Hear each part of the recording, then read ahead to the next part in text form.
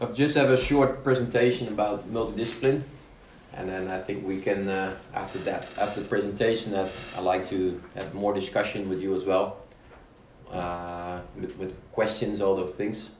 I think it will be good. Hopefully you have some questions, otherwise I will say a little bit more, there's no problem.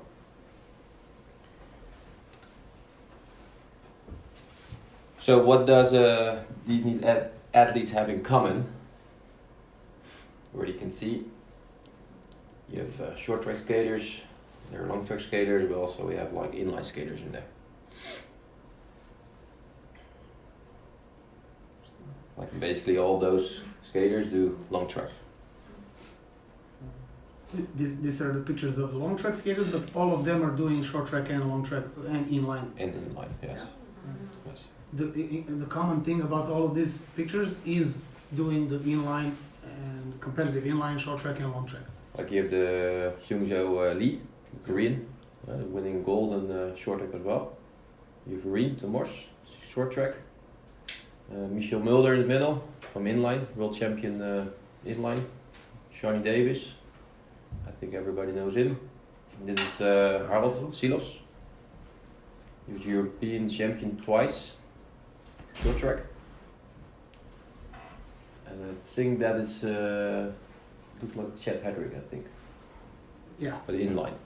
I think he will win 40 titles, world title. He won one silver and one gold in Turin in 2006 also. Yeah, for a long track. Yeah. But I think he won around 36 world titles of inline. And he's the inventor of double push. Yeah.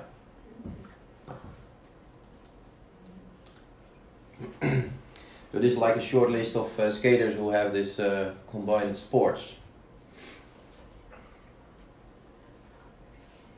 And there are a few, and even there are more, of course, but this is a few with good results already, especially from inline to the long track.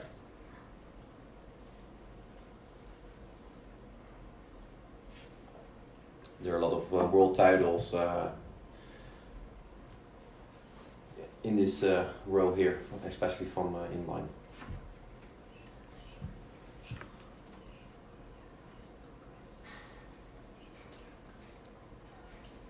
Like this is how we work in the Netherlands. Yeah, start as early as possible. The clubs are the base. That's where they start. So kids come to a club, and then they learn skating. And then the national and pro team are the final goal. So basically we have like a club for long track or short track, and then they go to a talent team, and then they go to a regional team. And then they come to an RTC, and that is the team what I'm coaching right now. And then you come to a national team or a commercial team. That's how the steps are in Holland. So it means you go with every step, you train a little bit more in the week. But it all starts here, and in the clubs already they get all kind of things of training. Even if they like football, they can do football. No, it's not like you come to a club and you only do skating. No, you also can do different kind of sports as well.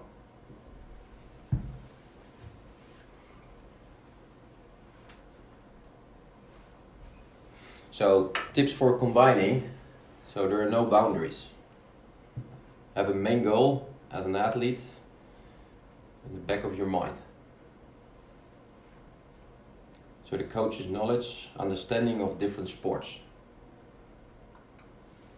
Stimulations of having a multidisciplinary group, training together, helping each other, and learning new techniques. That's really important. But it helps to develop the skater faster. So with different disciplines, come together, help each other out, get different techniques, different tactics.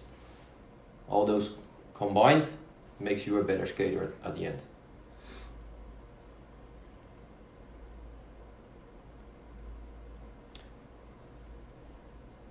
So understanding why the sports help each other. So is it for everyone? Yes, it's for everyone.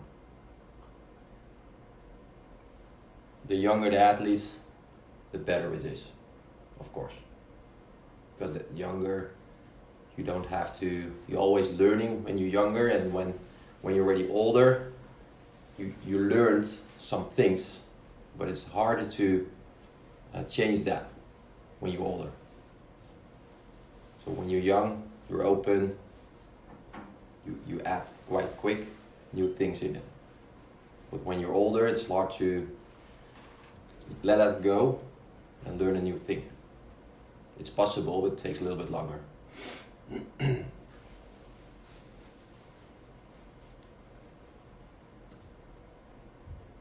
So how does the combining help? So the key area is the technique. It's important. Mental aspect as well, like the stimulation from racing, training in different sport. At the end, everything comes together. Doesn't matter which sport you do, but the mental aspect is always a key area. It's important. How you react on the highest podium on that race. And it doesn't matter if you're skating or cycling or doing volleyball or another sport, it doesn't matter. It will be the mental aspect, how you react. That's what you do. But you can learn from another as well. So inspires the athlete.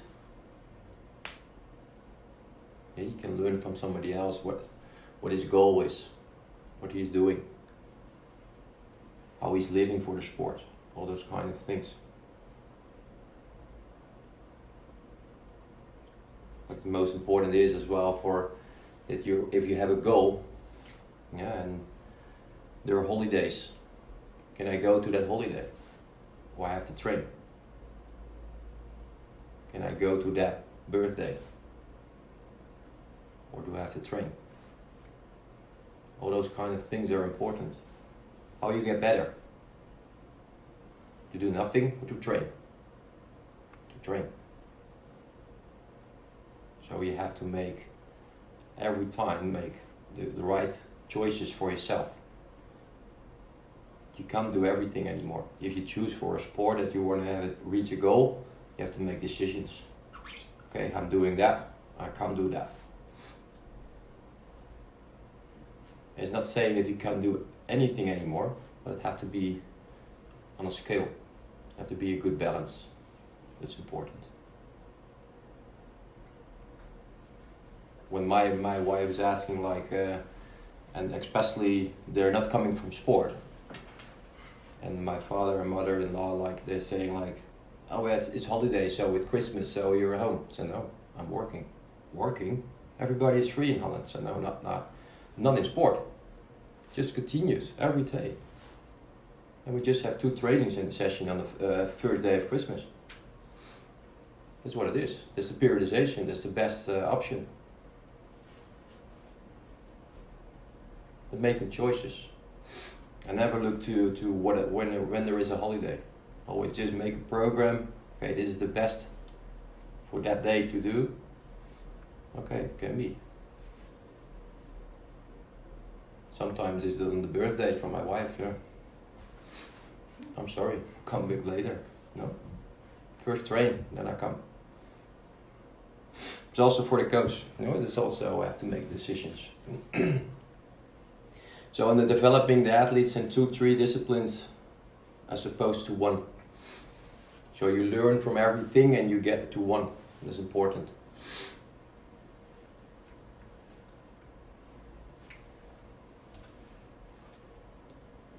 So this is what Shawnee Davis said. So when I'm bored of the long track, I switch back to the short track. And when I'm tired of the short track, I jump back on the long track. So he's one of the athletes, he can do both quite good. He's getting older now, he only can do a bit of long track, but he also gets quite retired from that. But when he was young, in his best years, he can do both. It was the same as Jorien Termors. last Olympics to win gold again. And she was struggling the whole summer. She only did short track. And she was injured here, she was injured there, she can't train. And suddenly just they take a risk and they said, okay, now we just have to do weight training, I have to get a bit stronger, and we'll see what happened. And just in a few weeks, she come back in a good shape and she did the best performance at the Olympics. And she did everything by short track. She only did 2 times standing on the long track ice. And then she had the race and win gold. And that's the combining of from short track to long track is so easy. Because actually short track skaters are athletes. Long track skaters are not. Because you have to learn so much more in short track. If you make a mistake in short track, you fall down. If you make a mistake in long track, oh, we kept going. Maybe we miss a 1/10 of a second, but we're still racing. So everything in short track is so much bigger. But fortunately in Holland, like long track is really big. But also we have profit of that. You know, all like the new TL, the whole new weight room. So everything is coming from long track. When there is no long track, we don't have these facilities as well for short track. So we always try to climb back, and we get more and more and more. We always have to fight for it. When I was a skater, long track skaters are saying, oh, they do short track because they can't do long track. So then the other skaters are coming, like Shani was a good example for us. He was helping us for short track. Because he was more like, okay, where is he coming from? Nobody knows what he was doing. As a short track skater. Look his corners. His great corners. Yeah, I learned it in short track. And he was beating everybody. He was winning Olympic gold. He got world champion. And then Jorien was coming. So that made a big change in Holland as well. Now even the commercial teams and then the national teams are doing short track training, but already too late. They can't do short track training. They try to do it, but they're way too late. So what we try to do now from the lowest point is combining the short track and long track. So it's one group. And they train together on long track, they train together on short track. And you don't have to make a decision. You're not allowed that you must race long track or you must race short track competitions. No, the child can still make a decision what it likes it most. But you still do it together. And I think that's the most important. Because it's in your training schedule. If they come from a club to my team, I'm doing long track as well. If they go to the national team, they do long track.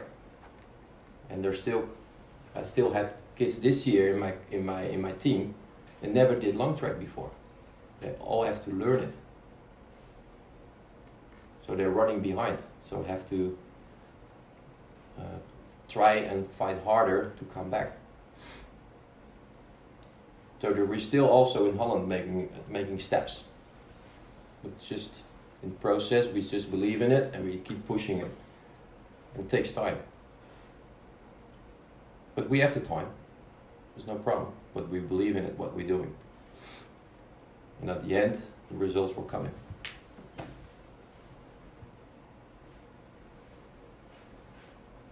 There's a diervoorstelling or something. Let me see what's happening here.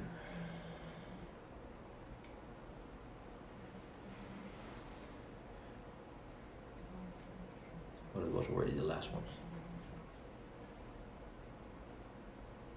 So I just can show you this basically like a year plan what my skaters will get. And all the staff and all the trainers from Holland as well, everybody will get my program. I have no secrets. Because I know what I'm doing and somebody from another club or what else, they can copy it, can do exactly the same what I'm doing. But I know what I'm doing. He don't know what I'm doing. So that's why. Like in April, everybody is off in the beginning because they have to catch up school. And like in May, they're already, for the most schools, they have exams, especially when they're in the last year. So they get a lot of more time to put the time on school. So all this kind of training, they start with biking again because the weather is getting better in Holland in April. It's just for their own. They can do it when they want. So okay. And ice? They don't have ice? We don't have ice there. Mm-hmm. There is no ice for in Heerenveen. Mm-hmm. So we can't skate. There's no need for the ice in that period, right? There's for us is no need. No. I think they're a little bit tired after the season of skating, and you have to get mental as well to just get away from the ice rink and load up again to come back to the ice. So basically then we started with weight training 3 times a week. It was new. The year before I just only did 2 times, so it was a try for like around 4 weeks. Do it 3 times a week, and then it's come back to 2 times, just to get a little bit more stronger. So all those kind of things of training are in. Like you can see basically in June.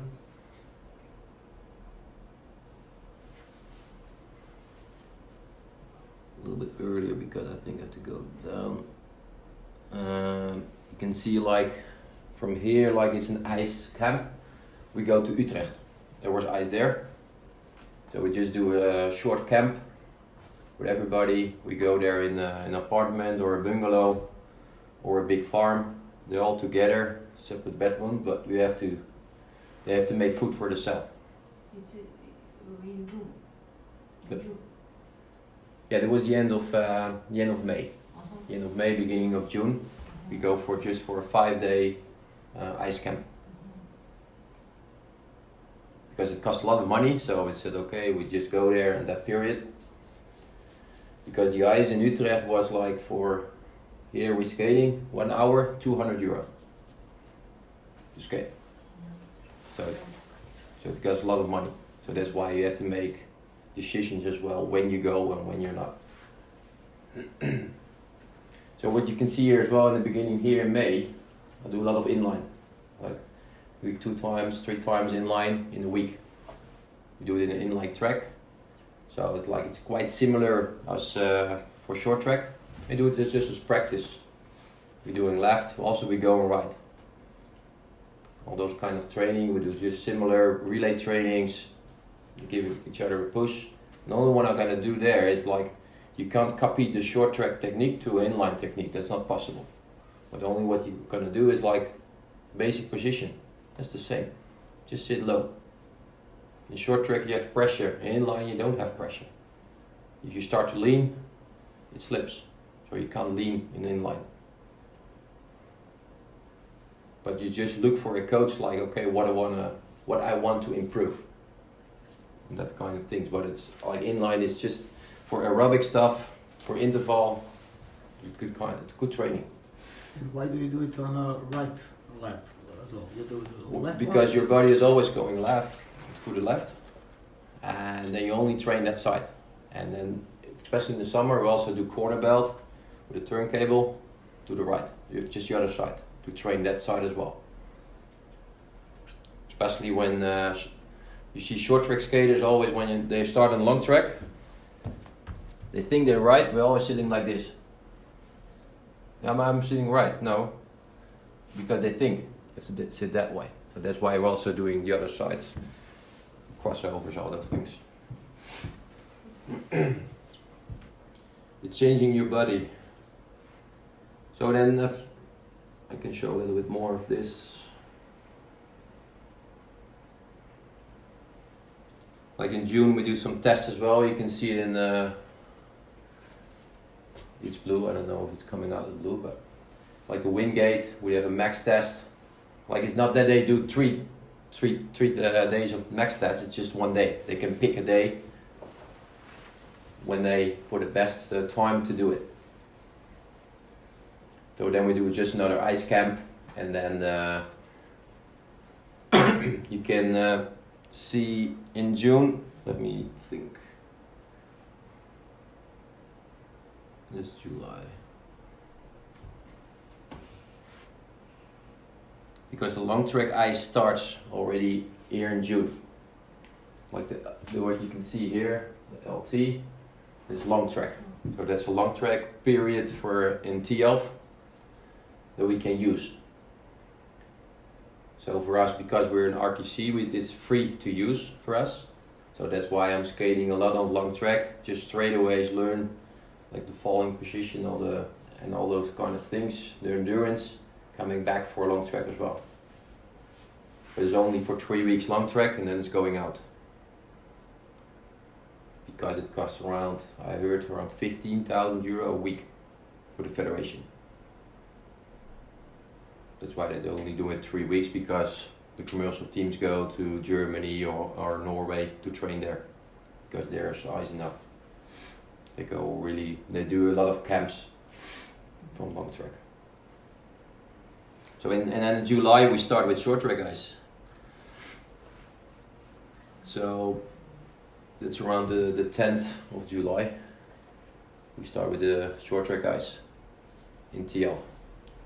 Because the national team decide when we can start doing short track, basically, before they go on camp, because they have to pay €5,000 a week for the ice, and then we can skate for free. So that's good. But you can see, like, it costs a lot of money to skate in the Netherlands.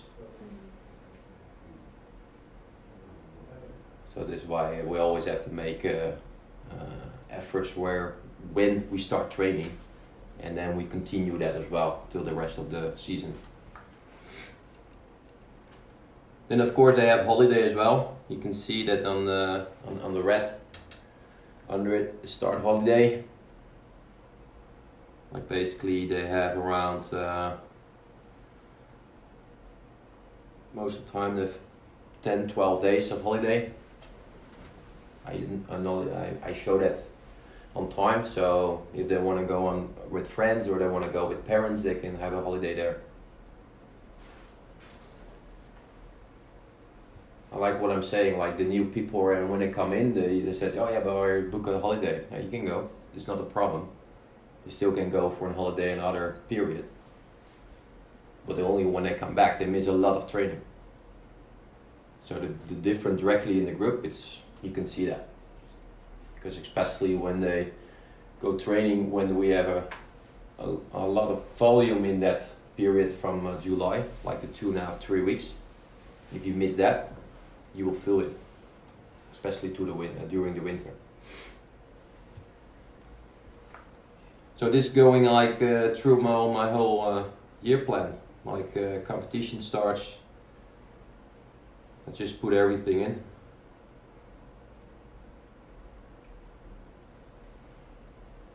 September to October, like just the competition, where we're going.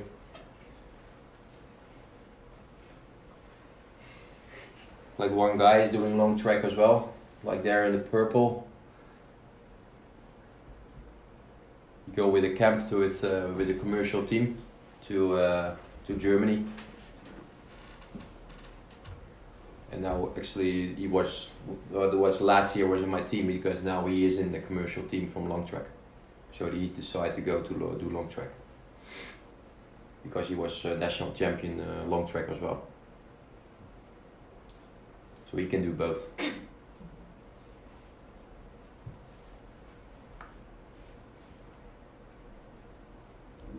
So yeah, that's basically what my program looks like, and you can see everything is in the numbers, all those things, what we're doing, when we're doing it. That's how I work in the Netherlands. But this of course is my full-time job. Sorry?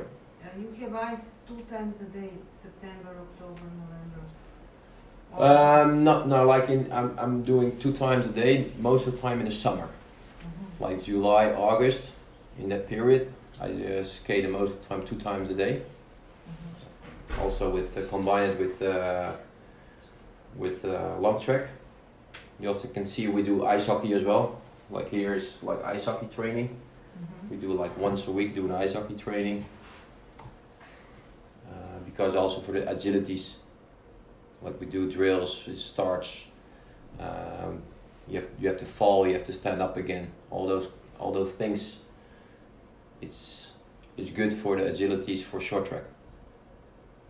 Because the blades are so much rounder, so every new person's coming on is going everywhere.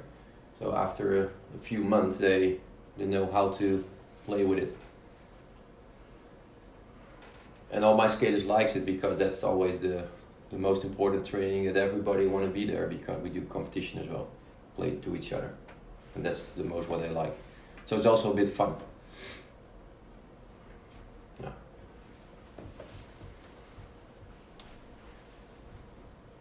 Do you have so many questions about this, or? What is commercial team? A commercial team is like sponsored. Like you have, call a name maybe Philips. Yeah, it's a big company, and you're sponsoring like a skating team, just a professional team. So probably you put like €1 million in, and then they can do everything what they want from that money. It's a commercial team. Lucky them. Yeah, they start in, was Rintje Ritsma. He started, I think around 96. He started with a commercial team. And everybody thinks he's crazy. But after that, a lot of people are following him. Because it's like what I said, like in Holland is the number 2 sport, especially in the winter. Like we have football is number 1, and then long track is number 2. Especially for live television. So yeah, companies are interested for that, because every time their name is coming live on television. So yeah. So in short track we still have to. We have lucky as well for my team, like what I said, like the Wadro was on my shirt. There's also like a sponsor for our club. It's not a commercial team, but it's like it's a start.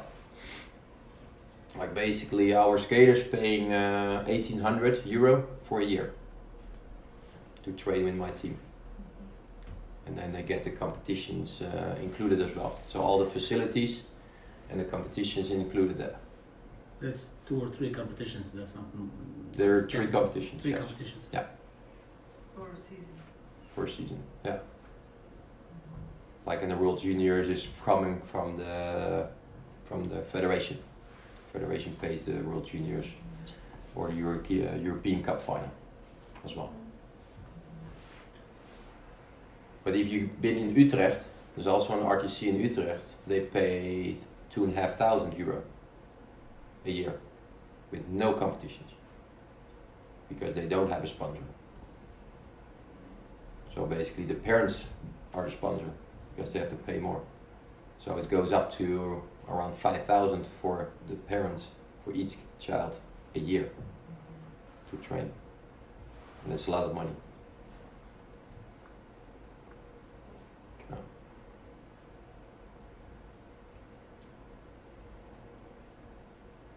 So yeah, this is what we're doing. But I think the most important is what you see, that we do everything. Yeah, we do long track, we do inline, we do ice hockey, all those kinds of stuff. We combine it because you will be a better athlete.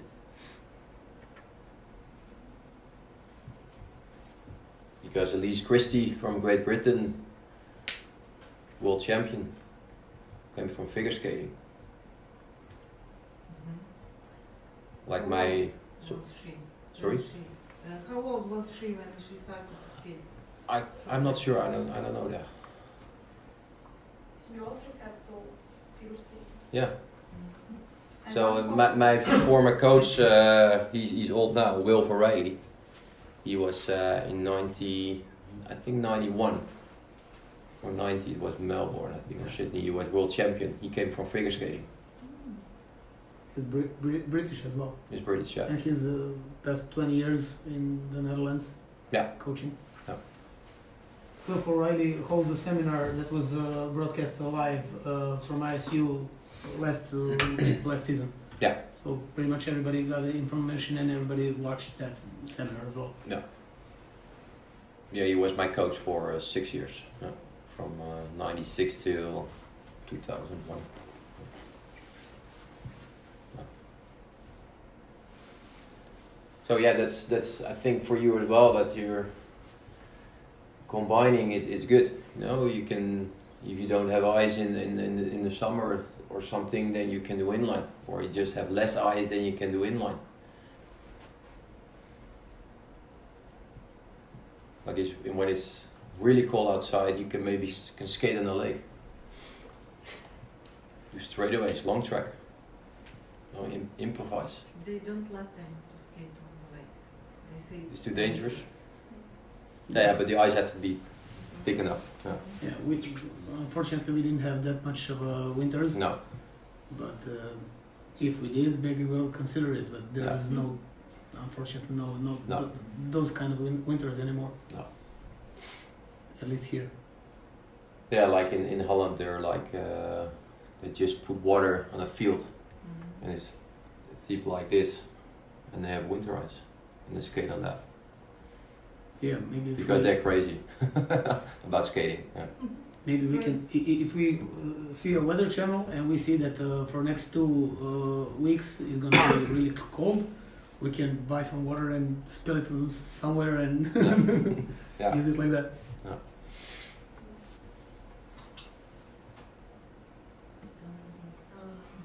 Questions?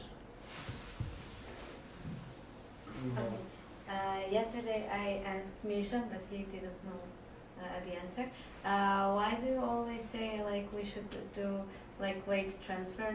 I mean, do you mean like only to transfer weight and not like go with our legs, or? Yeah, with your weight transfer is always important that it's easier for the push. If you only push and your weight is not transferring, then you push basically to nothing. But sorry, I didn't think she knows that she needs to put the weight transfer. Yes. She didn't put the correct question. You were explaining on the straight. Yes. You were demonstrating like a shifting of the weight without recovering of the leg, without pulling your leg. Yeah. You just shifted Yes. and returned the leg on the side. You Yes. didn't put the leg from behind. Is that right? So should they practice just the weight transfer with the shifting, without recovering? That's the easier part. Yeah, that's easier. But they have So to. that's step 1. So if you want to come to step 5, you always have to start with step 1. It's like what I said, like if you have a line and this is the finish line, you're not from there directly to the finish. You always have to make hurdles and make small steps to come to the end. And that's with technique as well. Just make small steps for yourself instead of make a big step, because probably it's too big and you can't make it. So but you see in short track as well, when people are skating up front and they just maintain the speed and don't wanna accelerate, they're with 2 feet. So they do a weight transfer basically with 2 feet on the ice. What we training, what we practice. But if you really want to speed up, of course, then it have to come from there. But sometimes in short track races, they're not necessary. They're only with 2 feet on the ice to recover a bit as well. Because when you're with 2 feet on the ice, it gives less pressure on one leg. So you recover a bit and then you go in the corner again. So we see a lot of races with 2 feet. Yeah.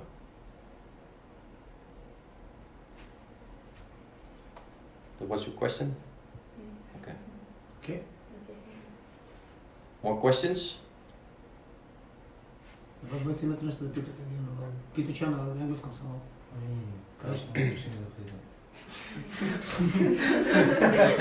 He has a question and I'll be an interpreter. He would like to know how do you see him skate? What do you think about his skating? How do you see him? on the ice.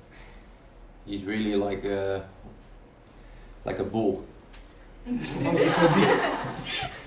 Okay. Yeah, you have so much strength and power Imaš that you're already sitting like that, too much tension. You have to relax more. Moraš da se opustiš, previše si kao bijek, imaš snage, imaš jak si, ali si stegnut, čvrst si, mora se opustiš. And I think you have to stretch more, a little bit more flexibility. Moraš da se više istežeš i moraš više fleksibilnosti da imaš. It will help you as well to get a better skater. Because it's like, you're not, if you do just one lap, probably you can be fast. But 500 meters is 4.5 lap.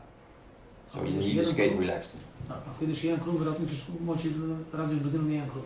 Ali 500 metara, 4,5, tu imaš problem onda i tehnički, ali ako bi se opustio, to mislim, znači moraš da se opustiš i da budeš fleksibilniji. Da mi prevedeš jedno pitanje. Da li za sve njih ima nešto zajedničko? Šta je on video iz ovih nekoliko dana? Šta je to zajedničko što njih sve vezuje? Da li to nešto loše ili je nešto dobro? Shvataš? Ne znam kako da to... Shvatam otprilike. Can you maybe have one of the characteristic that is common for all of us? Mm-hmm. I mean, all of the skaters, not me as a coach, but all of the skaters. How do you see them as a group? What's in common for all of them? It doesn't matter if it's a positive or negative. It's commitment. That's a positive or negative. Commitment is the most important. This is what I see here. Maybe it's difficult, but it's a little bit, for me, it's a little bit weird to see. When one training, there are 2 athletes. The other training, there are 5 athletes. Then there are 12 athletes. Now we go back to 7 athletes. Mm-hmm. Mm-hmm. Why is it not possible for everybody to show up? Cool. That's a little bit weird for me. Like nobody in Holland, nobody's missing a training. Everybody's showing up. Maybe they're injured or ill, but they have a reason. Because they want to reach a goal. And if you want to reach your goal, you have to train. And if you train alone, it's really hard to achieve your goal. If you train together and all do it together, it's so much easier. So it was a big surprise for me that it's the variation of the groups every time. And you just saw a few show up like every day. And even that, like what I saw now, with like, I saw some improvement. It's just in a few trainings, technically. Yeah, I saw people are doing now the weight transfer, sitting lower, the body position was much better. Just in a few trainings, you see a big difference. Why is that? It's not because of me only, because of you doing it. I just saying it, you have to do it. So if you can do it, so easy. Maybe I give a tool, like, oh, try this or try that. But basically you have to do it. And I saw that you changed it, just in a few trainings. So if you already can change it in a few trainings, like, let's see in a few months how far you can be. And it will be coming like that you can maybe do this, and then will be a platform, the plateau that you go, hey, why not improving? You know, then you have to try to make a next step. But to stay at home or just sit in your chair, in your sheet, like, yeah, you'll not get better. You have to come out and work hard. And that's the most important for everybody here. And I already said, like, there are talent skaters in here. So, but it's only up to you. If you want to use your talent and get better, or just like, okay, I had talent, but I do nothing with it. I saw a lot of talented skaters in Holland. When they're young, they're so talentful. But then it comes together. Because suddenly when you get older, they have to train as well. and they were unbeatable when they're junior C, junior B. Nobody can beat them. They're always winning.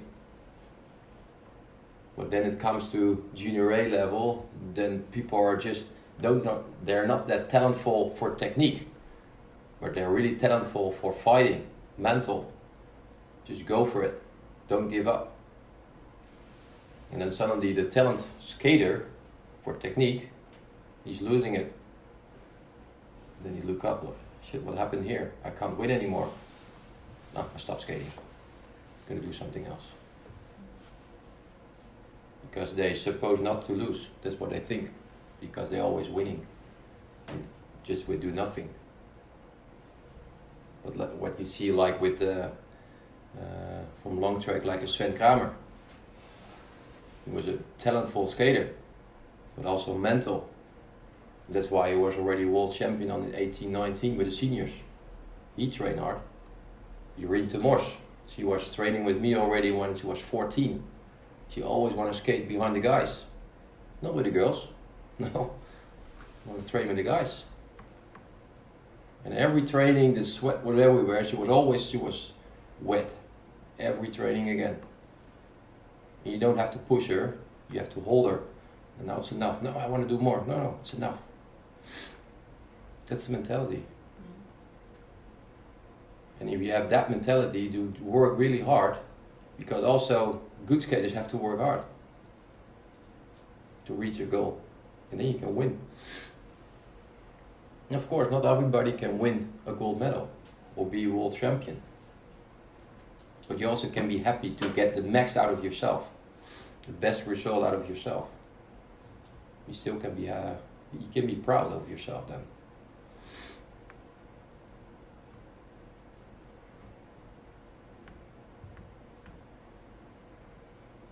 Is that a good answer on your question?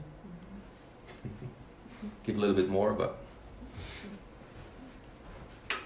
Any more questions? Do you have some advice for parents? Something you tell to your parents? I mean, skater parents in Poland. Yeah, what I'm doing is just like basically what I'm telling the parents is they committed with the skaters, but keep the distance. I'm the coach. I'm coaching the kids. And when there is an issue, because I can't see it because it happened at home, just call me and tell me what's going on. Because of course I want to know what's going on at home. Maybe I see that the kid is doing really well on training, but not doing well at home. I know how the performance is on school, because I also have connection with school. Like once a month I always sit with the teacher and go through all the athletes. What happened at home, I don't know. So I always say open to the parents is, okay, when there is something going on, just let me know. Maybe they're too tired, but they're too afraid to say it to me. But the parents will see, tell it, and then I can change it. Because the athlete is number one for me. So always I would always try to be, to change it as good as possible to get the athlete better. But when I heard as well that they, like a sample of like a few months ago, for an athlete there, she was always complaining, she's tired. Yeah, it's a periodization. She's supposed to be tired because she's new in my team. She came from the originals to my team, so basically normally she gets used to 7-8 trainings a week. Now she have to do 10 to 12 trainings a week, so it's a big step. And normally with originals, you're not training that early. You're always training in the evening, and we train in the morning and late afternoon, because we always have to train between 8 and 5. But then it comes like, yeah, I'm tired, and then the mother is saying, yeah, she's tired, she has to do less. I said, okay, we can change it. But then she go with other skaters on a day off to have fun. That's it. And then she come back because something happened with the car, and then she is in bed at 11:30 midnight. And then the next morning she want to skip because she was so tired. And I said, but if you're on the day off, you're doing this, for me you're not tired. So I'm not giving you a day off, you'll have to train. So for the next time, communicate. Yeah, it's good to have fun and do something else, but then I can change my program on that. And don't do it on a day off or a recovery week, but just do it more in an intensity week, because that extra day is no problem for the intensity week. But recovery week is a recovery week. And that's what I communicate as well with the parents. I had one girl in my team that's basically what I have to say to the parents, let her go. It was like, and the father understand it, but the mother like, no, she can't go. No, I said, let her go. She want to live on herself. She want to move to her own apartment. And she was only 16. The mother was, in the beginning the mother would not agree. But later on she would agree. She did like this. Because you always have to do the same ride on the bike for around, she did that already for 5 years. Like in rain, in hard wind, in winter, every time, just on a normal city bike, 20k every day. In the morning, 6 o'clock she was already on the bike, in the raining. So she was tired of that. She said, if it don't change, I stop skating, I don't like it anymore to do this. Because she saw the rest of the other group just live near to the ice rink in apartments, and they just have to like basically walk, yeah, or have a 200, 300 meter bike ride, and they're already there. Yeah, make a big change. She's Olympic champion now. So sometimes you have to be hard as well to the parents, but later on they understand, like, oh yeah, it was the best option for her. Because she had always have a fight with her mother. Yeah, the mother said this, the mother said that, and then she said no. So their connection now, when she started living somewhere else, the connection grows again. Otherwise it was always like a big fight. So basically you send your daughter out, but basically you get your daughter back. That was what happened.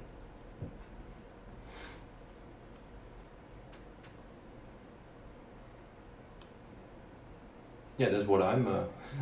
So sometimes happen as well.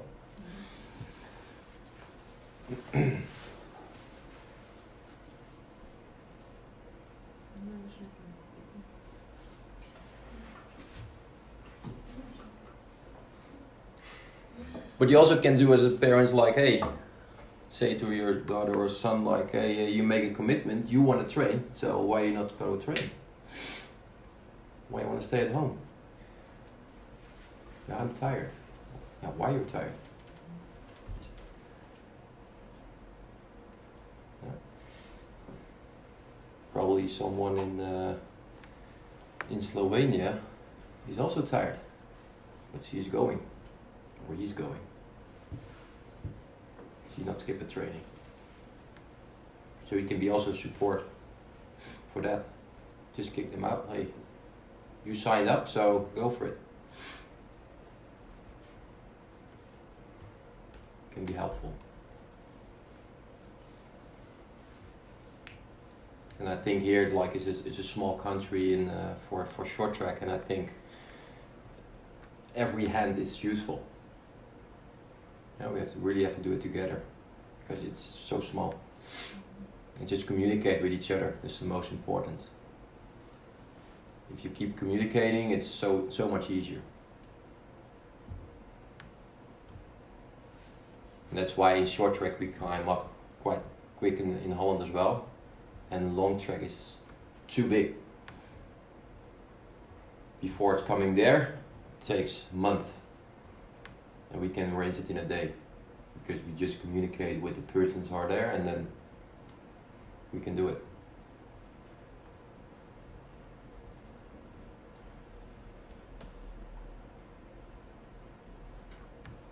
Yeah. We're done? Very much. I think we'll be good. More questions? Imate še neko pitanje, Mazalica? Neko? I have. Good. Can you explain again how you sharp the blades? How you sharp the blades? Because I was We thinking didn't about understand it, how but, you hold your stone. yeah, or how you the- hold I your think it's easier if you bring your stuff tomorrow morning. Okay. Okay. Maybe we can do it actually after the training. After training, I can Yeah. show it. We have Because the equipment over that's more practical, and it goes much quicker where you just see it. What you have to do it instead of explaining. Yeah. And we can do it with our own equipment because that's what we'll get left afterwards. Yeah. So not with your stone, but with their stone. So bring your own stones, or we're going to use what we have in the ice rink. Yeah. But we're going to use that equipment. Oh, I have one more question. Okay. No problem. So when your skaters go on a competition, how do you like tell them to warm up and do? They do their own warm up. Yeah, but They know exactly what they have to do. They know exactly what they have to do, and that's what they have to try basically every day. But always saying like, if you don't warm up in training, so why you warm up for competition? Waste of energy then, because you're not used to do a warm up. So if you do a good intense warm up for competition, you also should do that in the training, because you have to get used to it, because otherwise you're already tired before you start a competition. And they try it out, of course, and because they train and they try this, they try that, and sometimes it works, sometimes it works not, and then at the end and after a few months they know, okay, when I do this is for me the best. And if they do in a competition, do a lactate on the ice before 1500, they go totally dead. They do like probably 7-8 laps full speed in the warm up. So the lactate is, your legs are exploding, you can't move anymore. But after 30 minutes they recovered and they can get going, because your body have to be warmed up. So the intensity have to be high. If you do it low intensity, your body is not warm, and then your lactate is not active on that point. So when you go for short track and there's lactate, so the lactate comes up pretty quick, and then your body like, what happened? And then you're too late. So first you need to have good lactate in your legs, recover, and then start a competition. And then you feel much better. Yeah. But you have to try it. You have to try it out. But you can try that in training.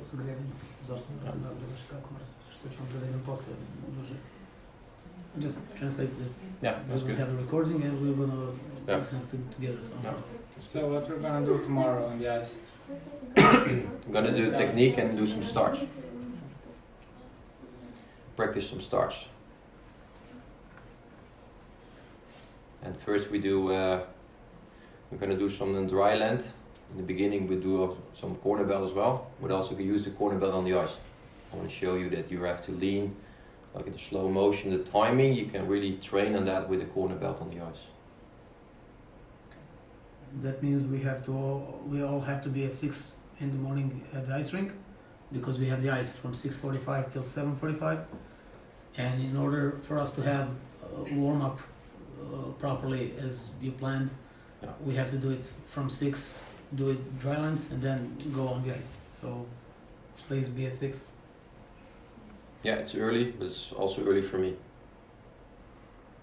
For everybody's early, but yeah. In Korea, the most of the time they go train from 6 to 8 from the clubs. Every day. 2 hour sessions, 6 to 8. Because they skate a lot there. And if you're a swimmer, they're already in the pool at 5:30 in the morning. I don't know. I think they're crazy, but it happened because of the school and the other. Yeah, normally in the swimming pool in Holland as well, probably the schools start with swimming around 8, I think, because they start. And then the whole day they can't swim. So if they want to swim, they have to swim early. But now it starts a bit already with some national teams. They start training around 8 or 9, but they still think, oh, it's too late. It's really in their brains, always early. But then they go to bed early. Yeah, on 8 o'clock they're in bed. Yeah. Definitely. Yeah. And they still have 8 hours of sleep at least. Yeah. Yeah. Most of my skaters also go around 9:30 and 10 o'clock. They go to bed. Yeah. You need your rest. Sometimes the best training is recovery, rest, to get better. So not everyday training for a period is good, but you need rest as well. Otherwise you don't get better. So after a hard training block, it will be a fun week. You need to recover, so you need to sleep. And eat Yeah. properly. Yeah. Not McDonald's. No. Not just McDonald's. Yeah. Okay. Go to sleep. Okay, thank you very much. Okay. That was great.